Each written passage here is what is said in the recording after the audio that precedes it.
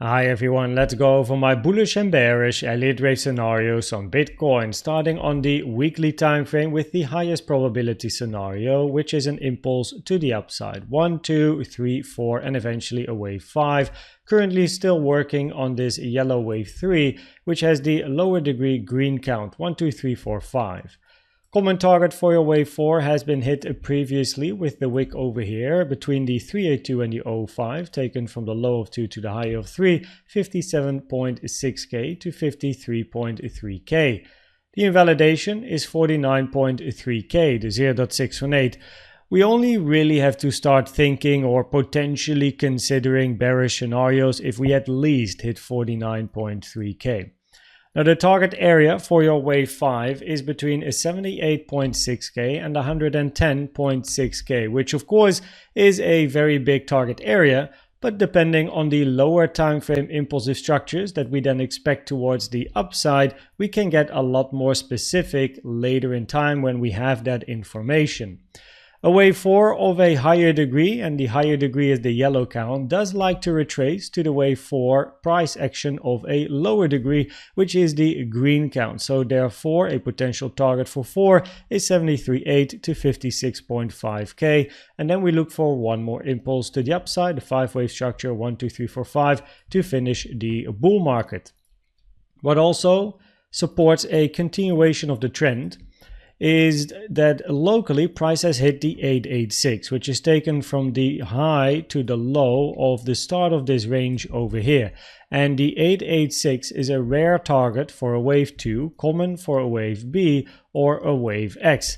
This therefore increases the probabilities that this move to the downside is part of a corrective structure, either in a wave C, a wave Y, or something else, but nonetheless it increases probabilities to sooner or later move back to the upside and take out the double top that we have left at 72, 74k, and also continue that trend towards the upside. Of course, your most bearish scenario, which would lead to a bear market, is an impulse to the downside where you have a leading diagonal in a wave 1, 1, 2, 3, 4, 5, corrective structure, and then continuation down, where your minimum target for 3 really would be 46.6k, but very likely it's going to be very extended.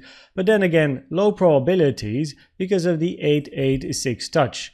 Besides, as explained in many videos and many live streams, it is very difficult to count a 3-wave corrective structure to the upside that ends at this particular high. So that also doesn't really support this scenario. The invalidation is clear, that is the all-time high. Looking at the volume profile of this range, we are currently below the value area low. So a sign of strength would be for price to move above the value area lows, sitting at about 62.7k. Move back in, close some candles, possibly a retest, increases the probabilities to move to the point of control at 67k and then the value area high at 70.1k.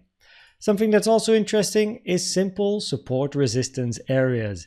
You can see we have a resistance area here at the high. We have a bit of an SR area in the middle of the range as well. And then we have the support area down here at the lower end of the range, which is pretty much where we are right now. You can see over here, support, support, a little bit of a deviation, but then support again. And once again, we can see a bit of a reaction. Now, this support area here is between 59.2 and 60.3k. The one in the middle, 64.5 to 65.3k. And then we have the one at the top, 71.2k to 72.8k.